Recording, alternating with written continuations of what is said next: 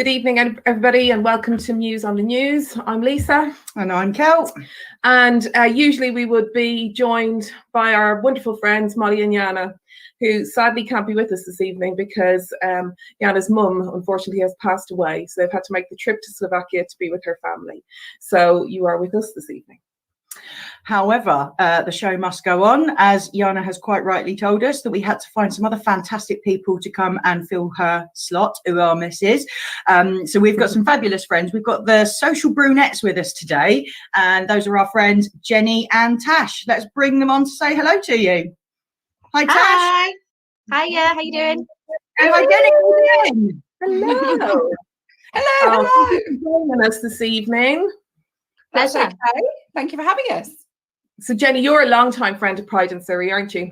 I am, yes, long-time ally of the community, wedding celebrant here. Plug. Nice ceremonies. I've seen her ceremonies. Very, very good. Oh, bless you. Yes, I go to lots of the Pride events, so I know lots of you very well. Thank you for having me. It's a pleasure to have you here. I'm sure lots of people will recognise your face. And after we give you a bit of a plug for the Social Brunettes, I'm sure lots of our viewers will head on over to your page and watch some of your incredible footage as well. Fabulous. Amazing. Yeah. Okay, so ladies, are you ready? Are you ready for this panorama style, mastermind style, Pac-Man-esque view of this week's news? Are you ready? I'm ready. I'm Ready. going to put my glasses on because I can't see a thing. Ready. Okay, so our first story today. Whose was this? The Velvet Mafia. This was mine. Hello. So this one, about it. and I'll explain a little bit about it in a minute, but just for the headline, it says the Velvet Mafia, and it's the gay men who helped shape music in the 60s. And the articles come out because they're releasing a book that shines a light on the gay men that were behind those classic artists in the 60s, that were doing all the work, promoting people and helping to shape, as it says, the headline says, shape things and how the industry was back then. But all of the cloak and dagger sort of elements behind it, and having to sort of hide their sexuality because of the time, because how difficult it was. So yeah, I thought it was quite a nice one to kick off with and have a chat about. Absolutely. I mean, it's kind of incredible that people don't think that there have been gay men behind the whole music industry in the UK forever. You know, certainly when you think of musical theatre. Yeah, exactly. Yeah. But Well, Eurovision. When did Eurovision start? Surely that has some kind of influence. Literally The 70s? invented as an excuse for gay men to have a party at home. It was, yes. And what better one? Yeah, for sure. I mean, there's probably lots of people in the community do know some of the names, but Barry Epstein obviously supported people like the Beatles. There were some big names. And one, I must admit, I'm going to hold my hands up here and say the one that I wasn't aware of was that Barry Manilow's manager, they actually got married, didn't they? I only found that out recently. Gay Really? couple. Do you know that, Tash? I didn't know that. No. There you go. So there's a lot of people that do hide it, which I think is such a shame, because if you're in that creative industry, it's all about expression and being yourself. But there's obviously lots of reasons why they didn't, and some of that comes out in the article, which was, you know, obviously the criticism and a lot of the time, just the bad press, the bad behaviour towards them. So yeah, it's a really tough sad. time. Really sad that they didn't get to, you know, feel the kind of, I don't know, the love or the admiration or any of those other managers and people involved did, really, if they were kind of hidden away, like there was something wrong with them. That's so sad. It's such a shame, really, and almost coming out too late, really, isn't it? Now, when they kind of had their moment, they should have had it back then. But Yeah, I think with a lot of the chaps, it's been more of an open secret, isn't it? You know, certainly within the entertainment industries, you know, I think everybody knew, but it wasn't something that was released to the public. And I think it's really interesting now that we've got broadsheets picking up on stories like this and just giving us snippets of history, particularly at the moment for LGBT History Month. To have these little snippets of history chucked into the mainstream can only be a good thing, as far as I'm concerned. Absolutely. And I think what's lovely is that the industry is so different now. If you look at the likes of Ollie Alexander, who's just like out there and so proud, and you know, the list is endless, in fact, you know, and you know, we talk a lot about on this show about young people and how open they are about themselves. And I just think the contrast between now and then is just huge, isn't it? So massive. Do you think there is still a long way to go, though? I mean, there has been a significant change, but I mean, I still see the angst with some people that clearly are ready to come out, maybe, and we can all identify that they might be gay, and then, of course, it happens, but there's that huge delay and the worry behind it, and well, it was a bit like Philip Schofield, wasn't it? I know not music industry, but kind of that entertainment, that generation. I don't know quite exactly how old he is now, 50s maybe, but he obviously was married, had kids, long time, and only now did he feel comfortable to actually be himself. But I have to say, I don't think the press were that surprised. He didn't seem to get any kind of negative press or anything. I think he's so well loved. That's obviously made a big difference. It's interesting how the press respond to things like that now. Even if that had been 5-10 years ago, it would have been, Philip Schofield's a puff. But now that the press deal with it really well, and you've only got to look at, Elliot Page coming out, and the press didn't dead name Elliot at all. The press just completely, Elliot Page has come out, and within 6 hours of Elliot coming out, all of his IMDb profiles, all of his blurbs on Netflix and things like that had all changed his name to his true name. And the response now, I think, is people are, I don't want to use the word woke, but people are far more understanding of how they need to report things respectfully in the media. Were you shocked, Tash, at Philip Schofield? Sorry, I'm just throwing that back in there. Do you know what? I have to be I think it takes a certain kind of man to be with Gordon the Gopher in the broom cupboard. I'm going to be honest. The kind of straight men I know, I don't know if they would do that role. And I think he has such an amazing character. But I think I wasn't surprised like a lot of people. But I don't know. I think he's so well loved, and it doesn't matter at the end of the day. He's an entertainer. It hasn't affected his career. But I wasn't surprised, to be honest. Can I tell you something? I was completely gobsmacked. Oh, were you? No, do you know what? I was gobsmacked completely. Did not see it coming. Well, can I tell you something? When I went to see Joseph and the Amazing Technicolor Dreamcoat about 1,000 years ago, Philip Schofield was in it and he played Joseph. Now, I'm sorry.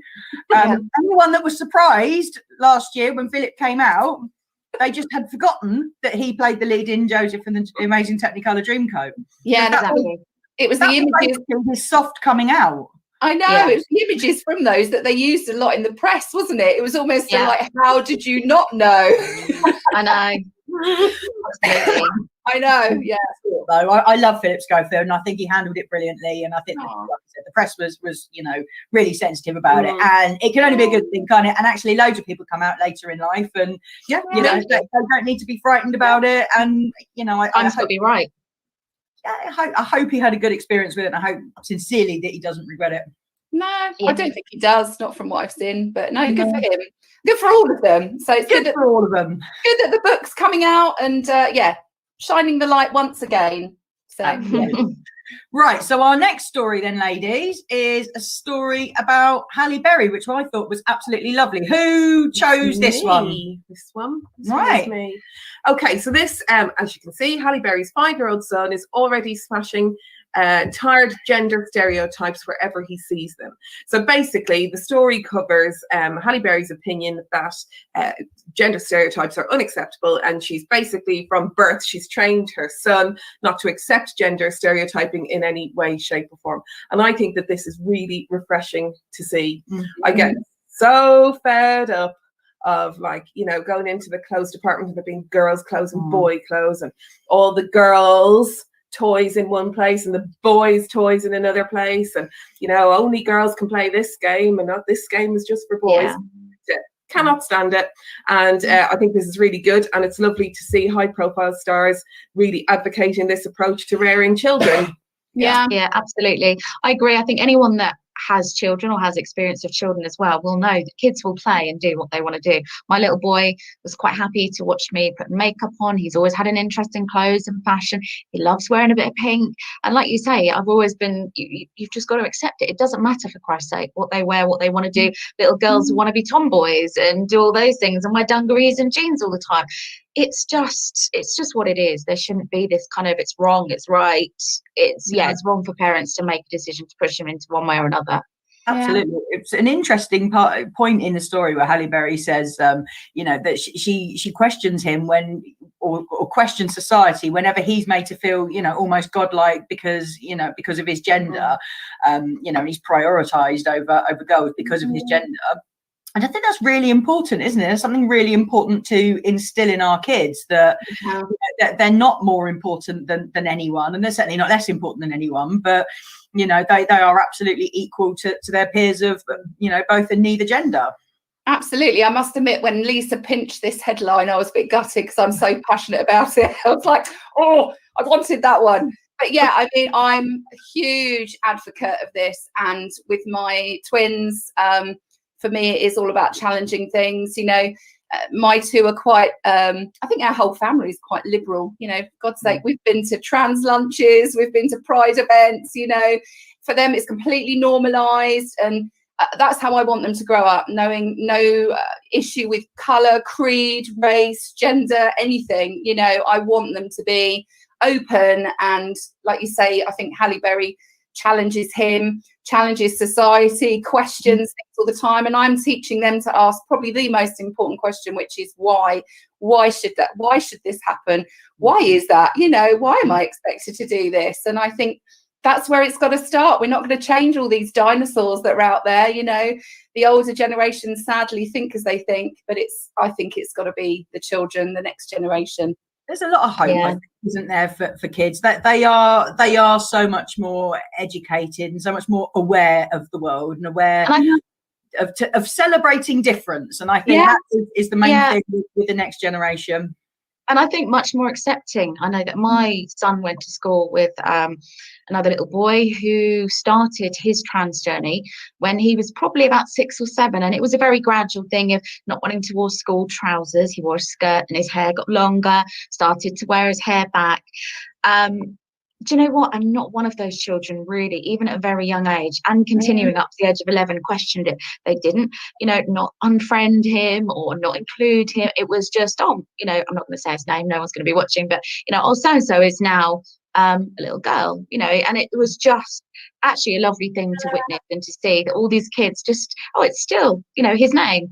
I think the difficulty does come, being honest, with kids of that age, when suddenly there is that transition and it's, is it referred to he or she, just because you want to be respectful to the child and what they want to be called. So you have to ask those questions. But it was really, really nice to see that kids were just accepting all the way through. They, there was no change. It was still the same person.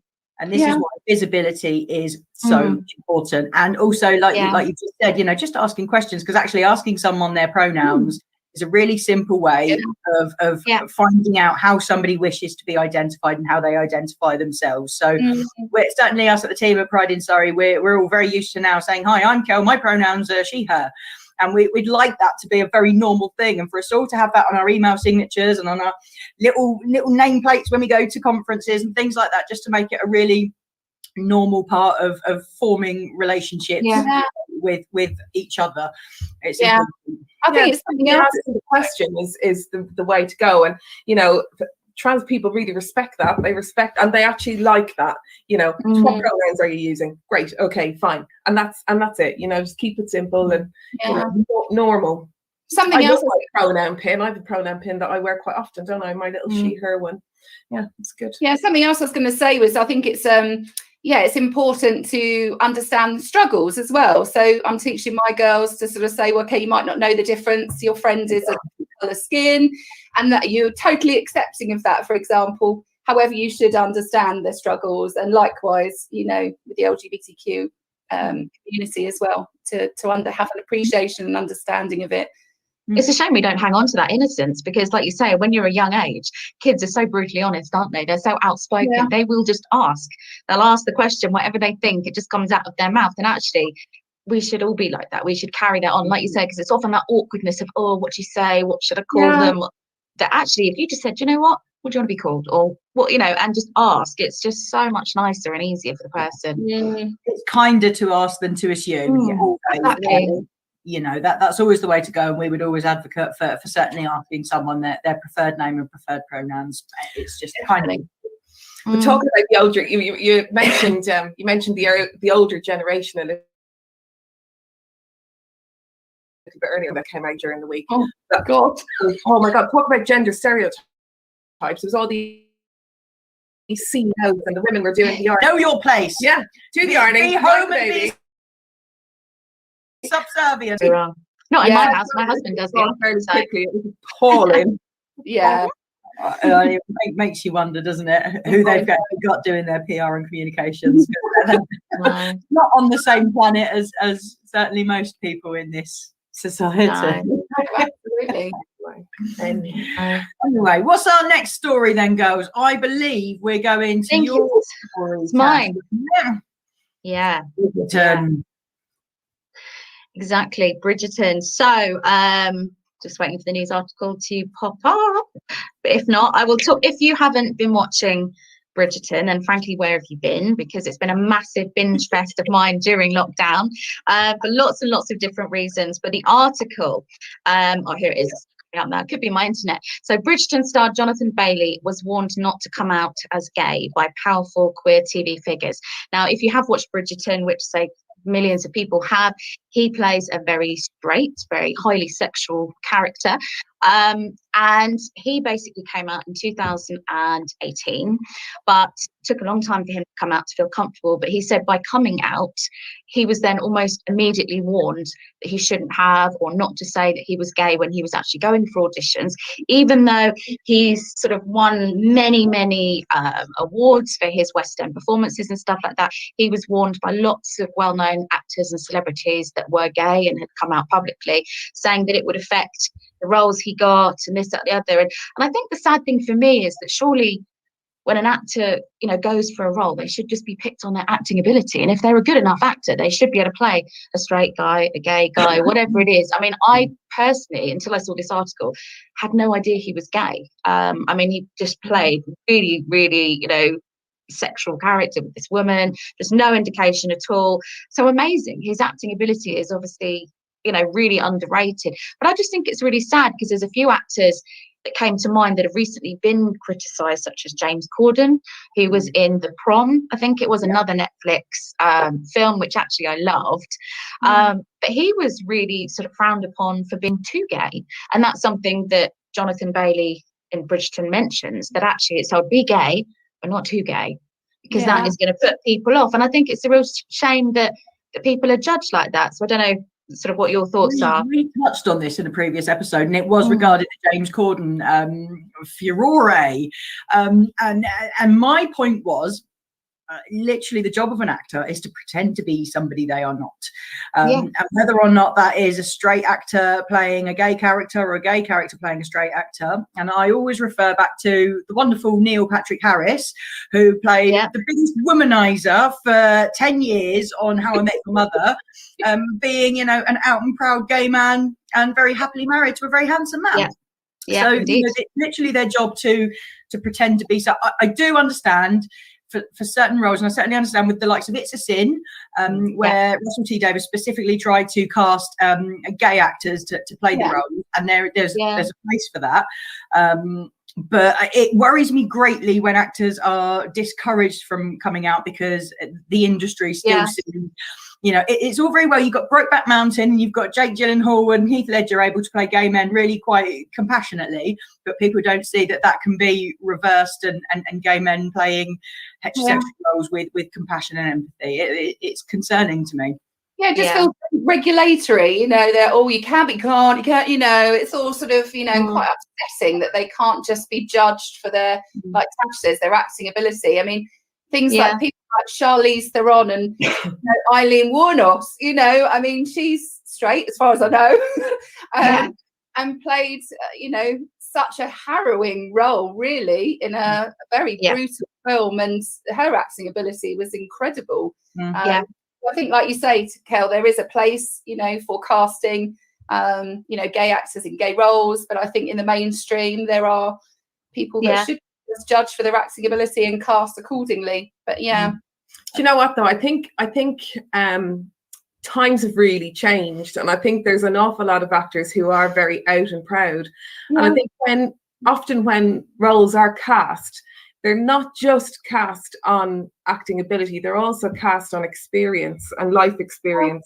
And I think an actor who, you know, if you had two actors with equal acting ability, one was gay and one was straight, and it was a gay role, you would choose to cast the gay actor in that role. Yeah. You know, and I think where possible, we should try and do that, because it's hard for gay actors sometimes to get work because of their sexuality. So I think we always should aim. My view is we should always aim to cast authentically. Yes, you know, and positive discrimination does have a place, and I certainly think, particularly at the moment, there's been a lot of discussion with regards to casting trans actors to play trans roles, and I think that yes, you know, I do agree with that, because there's a certain experience that needs to be brought to that kind of role, although others have done it well. I'm just touching back on the James Corden issue, and I think the problem people had was not that he was playing a gay man, it was the fact that he was playing such a camp gay man. Too gay, yeah, and I think that's what... Yeah, take you back to The Birdcage, where Robin Williams pulled that off with such aplomb, and is, you know, one of the best films ever made in the history of time, and nobody says a dicky bird about that. Yeah, that's very true. No. Very But because times were different. Because times were different then, and there wasn't the pool of actors to draw from that there is now. You know, and I think that is the key point in this. You know, there are gay actors there ready to be cast. Could it not possibly be that he was just the right man for the role there? Maybe. And it doesn't matter who he sleeps with in real life. He was the best person to play that character. Maybe. Yeah. I mean, in fairness, I thought James Corden was brilliant in that role. I know he was very, very camp, but I love James Corden anyway. I think, you know, if you look back to what was it called? The thing you did, the sitcom on telly, Gavin and Stacey. Remember that? Yeah. I mean, if you look at his character there, and then his change to what he was like in Prom, and then in Cats, and, you know, all these different kind of roles that he's played, actually, I think it shows his versatility. Whether it was too camp or not, I still think it shows his acting ability. I'm a fan. I kind of think, you know, the way I respond to that one is if Dan Levi or Levy, I'm not sure how you say his name. Levy. I've got cousins who are Levies, so I always get confused. So anyway, yes, if Dan Levy had played the James Corden role in The Prom, he would have played it equally camp. Yes. So, you know, he is a naturally camp person. Yes. But then we've got people like David Walliams, who is just a ridiculously camp straight man. So you know, well, is he? You know, I know he's had a child, but I think there's a bit of a question mark for me over David Walliams. And if he chooses to declare himself a straight man, then we'll respect that and call him a straight man. However, he's, you know, I know lots of men that are very camp who are happily married to lovely ladies, and, you know, maybe we need to stop equating camp with being a gay trait. Absolutely. Yeah. That's what we're doing wrong. Maybe. I'm still all for casting authentically. Right. Anyway, moving swiftly on, ladies. Our final story is a story I found actually in the Pink News, and it made me really, really happy. And I wish we could see this happening all over the world. Can we see that up on our screens? Yes. So recently in Germany, 185 actors all simultaneously came out in a news article, just as a massive statement, because they'd all individually been told at some point or another not to come out because it would harm their careers, either by directors or producers or casting directors, and they'd had enough, and they felt that there was safety in numbers and power in numbers, and what an incredible statement to make. If I just move this screen down, you'll all be able to see actually the article. Can we see that? So they were all displayed, photographs of all 185 of these gloriously wonderful people making a stand and a statement to their industry. What do we think about that, girls? I think it's amazing. Yeah, safety in numbers. I can see why they did it that way, but isn't it a shame that they have to do it that way? They can't maybe take their time, or in their own time and in their own way, maybe. But yeah, I mean, an amazing statement. Yeah. I don't obviously, I'm not in Germany, so I don't really see the impact firsthand, but I imagine that it has had quite the impact. So are they all actually German? I know it says in Germany. Are they all actual German actors, actresses, or was it just in Germany? the article doesn't make it clear if they're all actors who work in Germany. Okay. So they'd all be, you know, well known or fairly well known on German television and German stage. Yeah. But I think that the point of it is that they'd all been told not to come out, and that could possibly have been because a lot of them wanted to come out, and they were told to not be authentic because you know, that it would harm their career prospects and it would limit the roles, which very much touches on the last story we discussed. So you know, I think making a statement like that and that many people coming out at once, that's got to make casting directors and industry executives sit back and think, it has. Maybe we need to change the way we're thinking about this. Yeah, I think it's a positive and a sad article at the same time. Positive because it's great that they've made a stand, they've all come out, like you say, strength in numbers, things like that. So that's fantastic. I think it's sad that they had to do it that way, like we mentioned earlier on. You know, we shouldn't have to make these big statements and news articles just to say who you are, just so that you can hopefully get on with your career without being judged. But it's a lovely thing to see.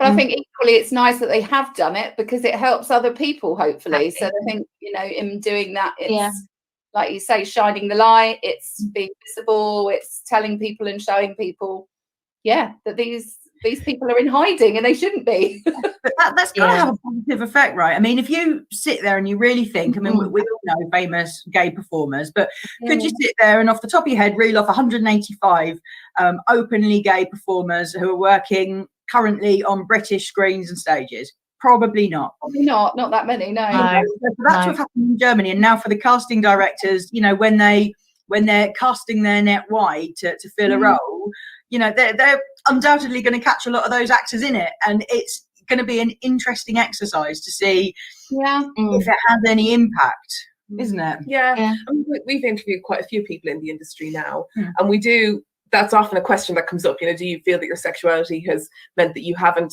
got certain work or whatever? And what I quite like is very often they say, well, if I haven't, I don't know about it, so it's no skin off my nose. They've got a really healthy attitude towards it, you know. And I think, you know, for us in our professional life, we haven't lost work, have we?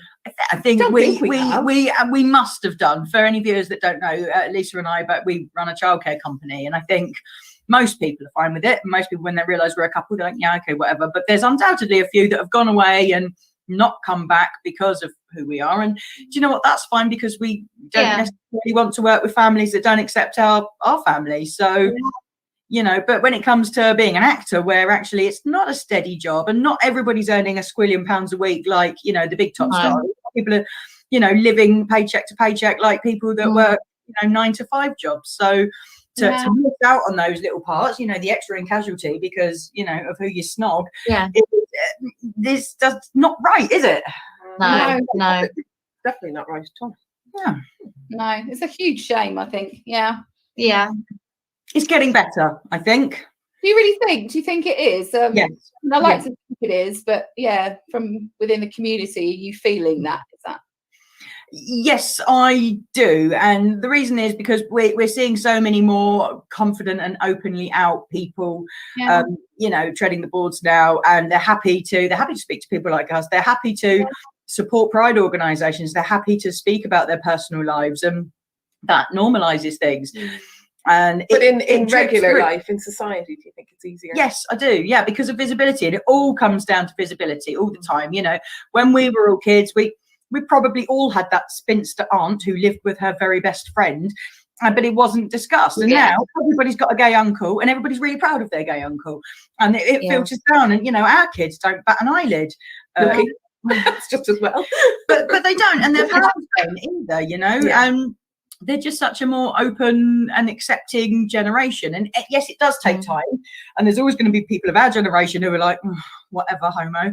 But the kids, they don't even do that. And even the bullies, even the nasty kids, you know, they won't take the mickey out of the gay kid because they're gay. They take the mickey out of the gay kid because they're, you know, ginger or something. You know, it's not because of their sexuality, because they completely understand that that's not a cool thing to take the mickey out of.